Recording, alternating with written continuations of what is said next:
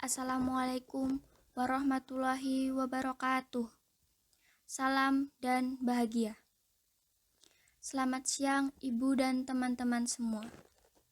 Hari ini kami dari kelompok 9 akan mempresentasikan hasil diskusi kelompok kami yang berjudul Relevansi Pemikiran Ki Hajar Dewantoro dalam Perspektif Pendidikan Modern.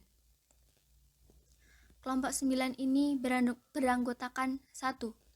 Erna Ferianti dengan NIM 20 2010 13, 2. Devi Ayu Saputri dengan NIM 20 2010 14, dan 3. Dwi Puji Lestari dengan NIM 20 2010 17.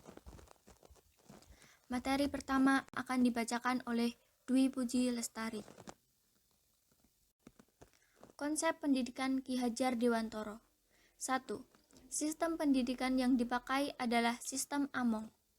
Sistem Among adalah suatu sistem berjiwa kekeluargaan dan bersendikan dua asas, yaitu kodrat alam dan kemerdekaan. Sistem tersebut menurut cara berlakunya disebut Tutwuri Handayani atau mengikuti dari belakang dan memberi pengaruh.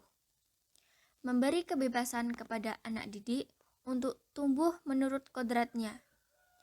Menurut sistem tersebut, setiap pamong sebagai pemimpin dalam proses pendidikan melaksanakan konsep A. Ing ngarsa sung tulodo, B. Ing madya mangun karsa, C. Tutwuri handayani. 2. Konsep budaya Ki Hajar Dewantoro atau konsep Trisakti Jiwa. Trisakti Jiwa terdiri dari cipta, rasa, dan karsa. Berarti bahwa pendidik harus mengembangkan daya cipta atau oleh pikir, mengasah rasa atau oleh hati, dan daya karsa atau kemauan anak didik secara seimbang. Ki Hajar Dewantoro ingin A. Menempatkan anak didik sebagai pusat pendidikan, B. Memandang pendidikan sebagai suatu proses yang dengan demikian bersifat dinamis, C. Mengutamakan keseimbangan antara cipta, rasa, dan karsa dalam diri anak.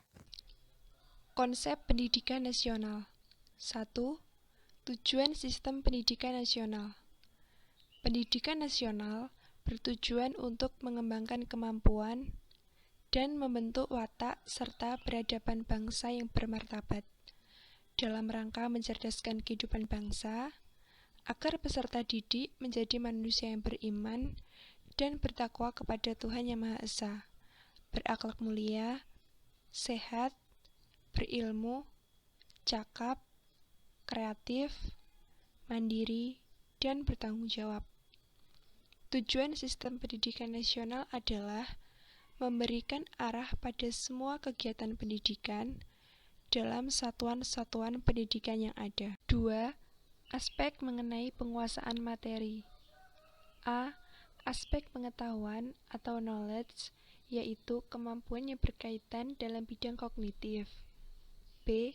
Aspek pemahaman atau understanding, yaitu kedalaman pengetahuan yang dimiliki setiap individu.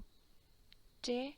Aspek kemahiran atau skill, yaitu kemampuan individu untuk melaksanakan secara praktik tentang tugas atau pekerjaan yang dibebankan kepadanya.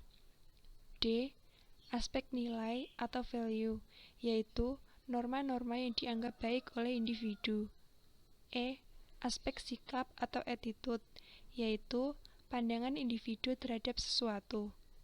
F. Aspek minat atau interest, yaitu kecenderungan individu untuk melakukan suatu perbuatan. Relevansi ajaran Ki Hajar Dewantara. Relevansi yang masih terdapat pada pemikiran Ki Hajar Dewantara dengan pendidikan modern adalah terletak pada aspek yang terdapat atau yang mendominasi sebuah tujuan pada pendidikan saat ini. Di dalamnya terletak aspek pengetahuan, aspek keterampilan, aspek sikap.